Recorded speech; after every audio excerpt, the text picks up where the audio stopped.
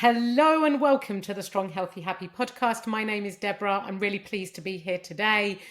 I have got a different type of episode today. I am going to be sharing 20 things I wish I knew 20 years ago when it comes to feeling healthy and happy with how you look and feel in your body. Now, the reason why I've come up with this type of episode today is because it is my birthday in a couple of days' time. I have been doing quite a bit of reflecting in the lead up to my birthday. I'm not particularly bothered by age. I know that it's just a number and it's all about how you feel. And I feel pretty damn good. I'm going to be turning 55. I'm at my strongest, fittest, and healthiest self than I've ever been. And whilst age doesn't scare me, I have been quite reflective because I feel like 55 is reaching more of a milestone than actually turning 50 felt. I feel like I'm going over a little bit of a hill at 55. Although physically, I'm in good health, touch wood, and long may it continue. But I thought it would be really helpful to share with you 20 things I wish I knew 20 years ago. Because, like you, I have been on a weight loss journey for much of my life up until more recent years, when I learned a different way, and which is what I help my clients learn and develop. It's not to say that clients don't lose weight. Of course, I support my clients with weight loss goals. 99% of my clients have a weight loss goal, but the idea is not to spend your whole life dieting. And I also want my clients to notice and focus on feeling good and not just getting obsessed with the scales. And that is one of my 20 things. But let me start at number one. And you may be able to resonate with some of these things. And if you have any questions or would like more help with any of the things that I read out, please know that you can contact me in any of the methods to reach out to me, whether it's on Instagram, Facebook. My email is in the show notes, as is my social media. I love to hear from you, so please don't hesitate to contact me. I may also be doing sort of more breakdown content on some of these points. And if there's something that I haven't included in my 20 things, please do let me know and I will cover it off or include it in another podcast. Your ideas and suggestions mean the world to me and also help me understand what it is that my listeners want to hear more of. But without further ado, let me crack on. So, number one, the first thing that I wish I knew 20 years ago, when it comes to feeling healthy and happy with how I look and feel in my body, would be realizing that running and cardio would not give me the toned body that I wanted. Many people think running and cardio exercise and HIIT training is the answer to getting the body you want. It's not always. And I'm not going to go into the detail of it on this episode. Okay, number one, I thought running and cardio would give me the toned body I wanted. It didn't. Number two, being obsessed with the scales and placing my self-worth on a number. I now and no longer weigh myself, and I haven't for quite a few years now. And it's very freeing. Some of my clients don't take their scale weight, some do. It's very person dependent and also dependent on their relationship with the scales and their goal. But your self-worth must not be placed on just a number. I'm not going to go into all the details of why, because that would expand and we'll be here all day if I did that on all 20 points. But if you are obsessing with the scales and you are placing your self-worth on that number, please don't. There is alternative ways to still lose weight without obsessing over the scales.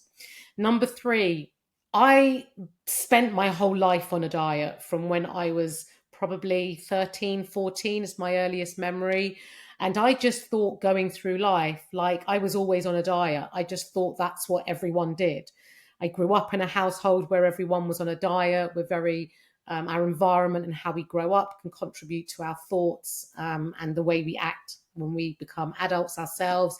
And I just thought that being on a diet was just what you did, that you always were losing weight. Obviously, I didn't always lose weight, and that's the whole point. And you might feel that you're constantly on a diet or losing and regaining the same weight. There is another way. Number 4, I thought skipping breakfast was a good idea because I wasn't hungry. But let's be honest, who was I kidding? It's very easy to tell ourselves, convince ourselves, and train ourselves to skip breakfast. And unfortunately, there is often a fallout from skipping meals. And that fallout happened to me where I was snacking relentlessly in the evening and wondering why I wasn't making any progress. Number 5, I wish I had started strength training years ago.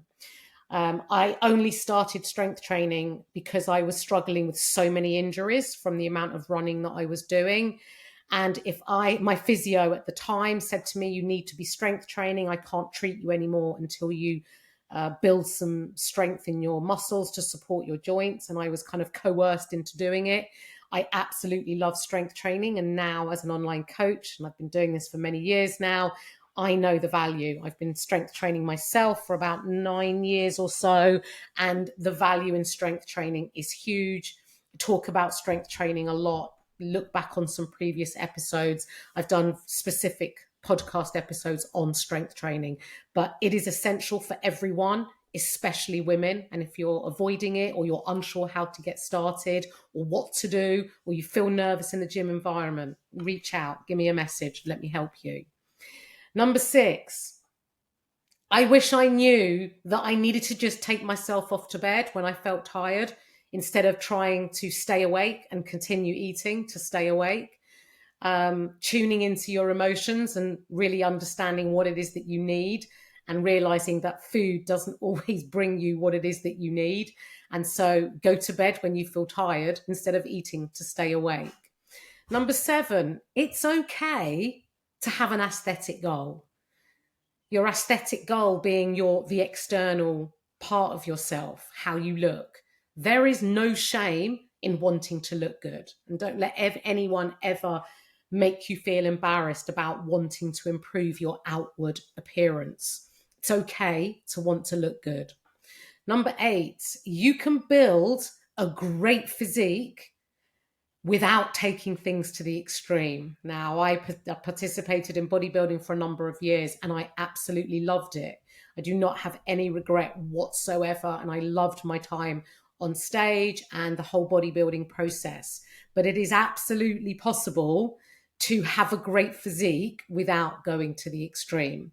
And this is how I now have lived my life. But I wish I knew that 20 years ago, because you can absolutely have a physique you're proud of without going to the extreme. And that can be in any context and any sport or any extreme. Number 9, carbs are not the devil. Carbs get a really bad rap. People think that carbs are responsible for them gaining fat, and it's not the carbs per se. It's the total amount of calories that are being consumed that make you gain body fat, not the carbs themselves. That being said, if you are looking to lose weight, it makes sense because it's a really easy thing to do without much thought, by just reducing the portion size of your carbs, whatever it might be. Just reduce the portion size. It's a really great way to manage your weight loss, but you don't have to cut them out, and carbs aren't the devil. Number 10, work on having a positive relationship with all types of food. Now, this has taken me some years to get to this point where I am now, but if I could tell my younger self about improving relationship with food and how I view and perceive certain foods, like chocolate, like the sweet treats and snacks and those types of food, having an all-inclusive and healthy approach to all these foods will reduce your behaviors around those types of food. And so really do the work on having a more positive relationship with food. How do you do this work? Well, this is something I now help clients with, because I have anecdotal experience. Plus, I'm also trained and understand what certain clients need in order to improve their relationship with food. But if you don't deal with these types of sort of deeper issues, they will keep cropping them up and they will keep getting in the way of you achieving the goal that you have. Number 11 kind of ties in with number 10, and that is you do not need to eat all the food to get it out the house. This tends to happen around sort of once Christmas is over and you're left with all the leftovers in the house. And so you think you need to eat it all to get it out so that you can start your diet in the first week of January and, in inverted commas, be good. Or you buy yourself, a bar of chocolate. You tell yourself you can't control yourself around it. And so you just need to eat the whole bar so that then it's gone, and then you won't overeat on it or eat it again until you buy it again and repeat the same thing. So you don't need to eat all the food to get it out the house, but building your relationship and being able to eat that chocolate or whatever that sweet treat is in moderation would be really pretty damn useful and a really healthy approach to have to these types of food. And I wish I knew that 20 years ago.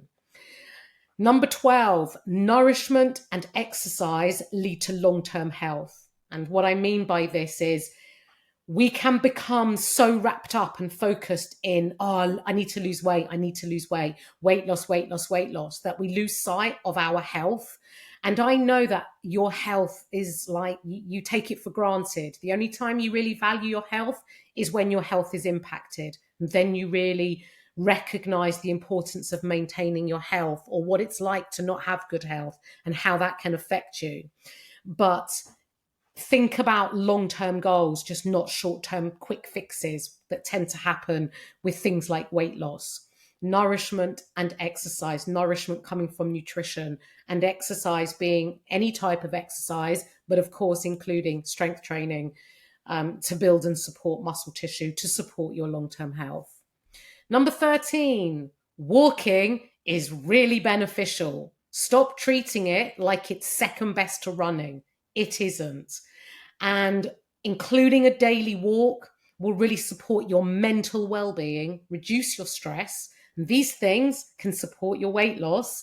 And it's a really nice way to add movement into your day. Anyone, if they're physically able, are able to get out walking. And it is not a second best activity to running at all. So please value it and get yourself out every day.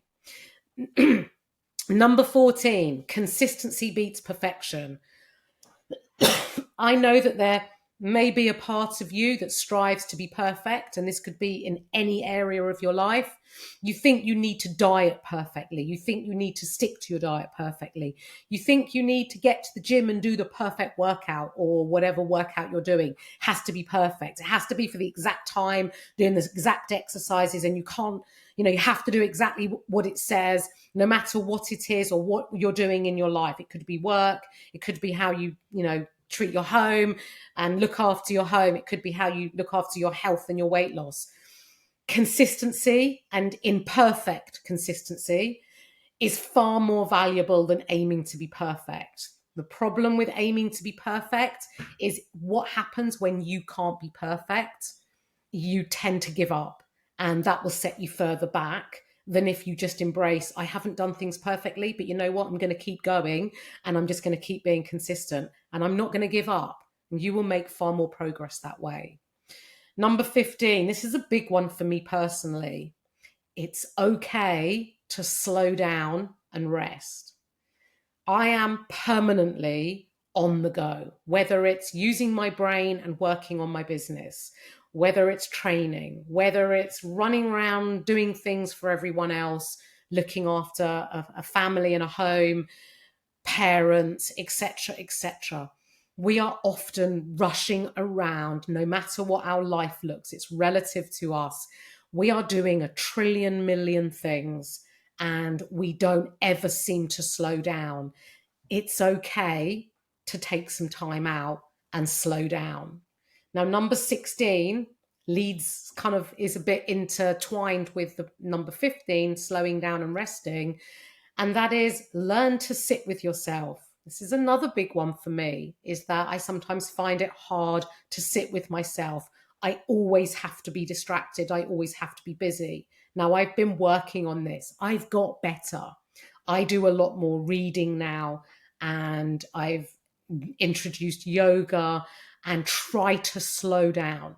But it's also okay to just sit down and do nothing and to just sit with yourself.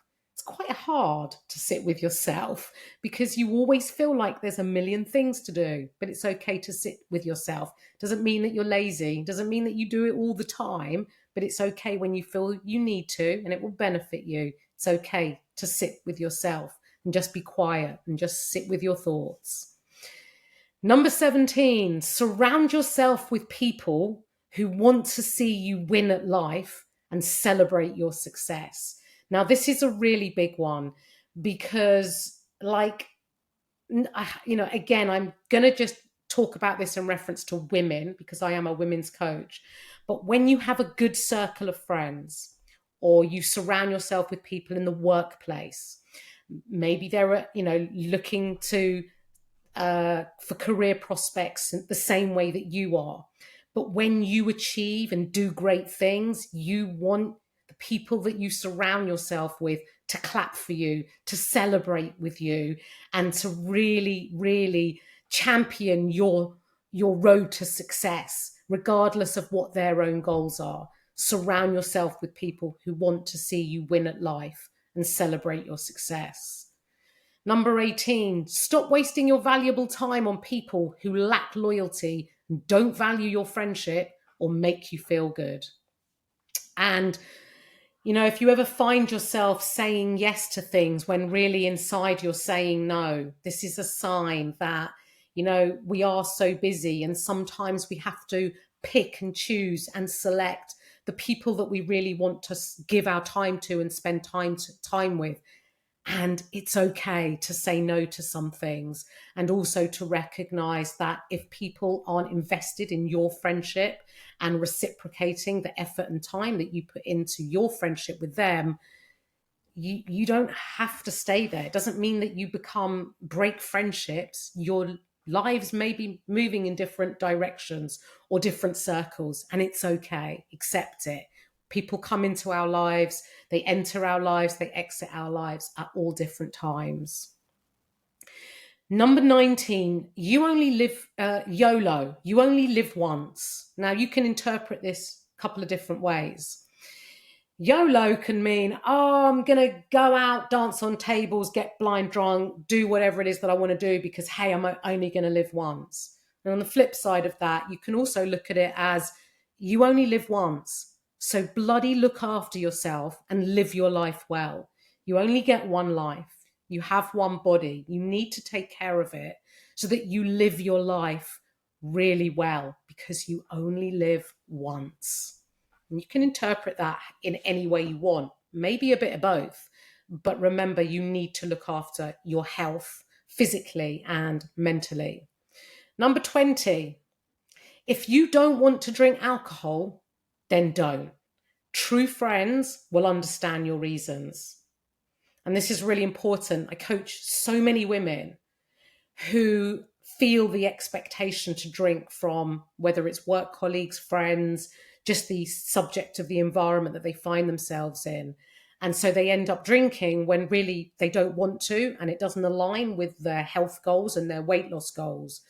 But to make things easy and to please other people and to fit in, they end up drinking and then wake up full of regret the following day and really wish that they'd been stronger in saying no thank you or just having a couple and then moving to a soft drink. Your friends will support you if they're true friends and understand that you don't want to drink alcohol. It's like, it's okay. If you don't want to drink alcohol, then don't. I'm very fortunate that I do have very supportive friends. This is a bonus one because it's actually number 21.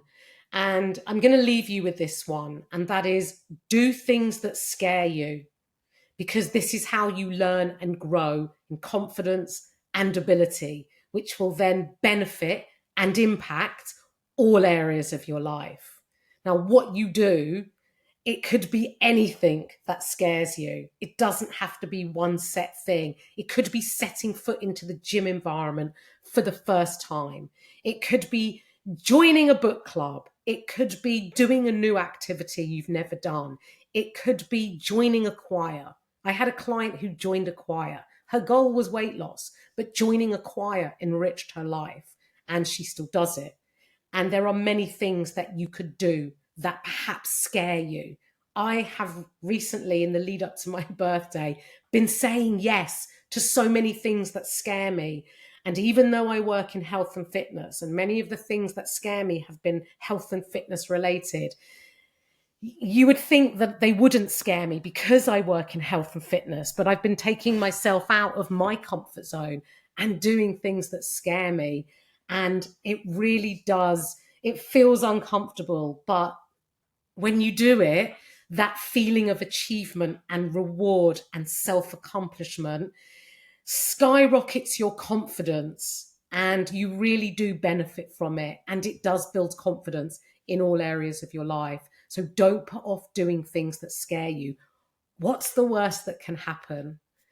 I'm going to leave you with that. It's a nice, short and sharp, punchy episode today on 20 things I wish I knew 20 years ago.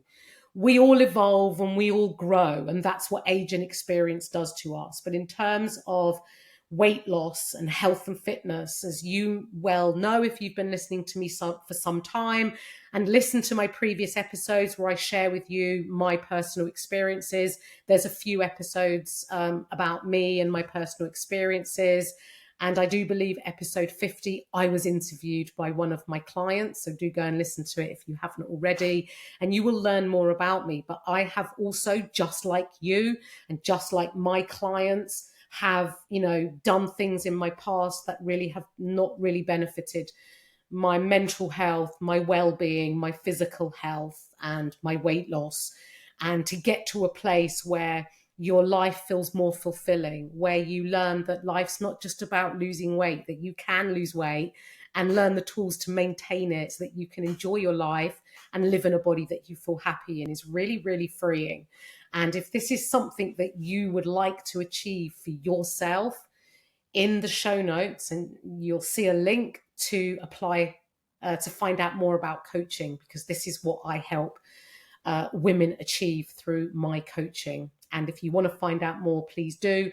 If you have any questions at all, no matter what they are, send them over. And as always, please share my podcast with your friends, if you know someone that would benefit hearing some no nonsense, direct advice that is easy to apply, that I share in all of my episodes on my podcast, please do share it. Subscribe, follow, leave me a 5-star review, because it helps bring my podcast to the awareness of more women. And that would really, really please me greatly. Have a great rest of your day, and I'll catch up with you on the next one.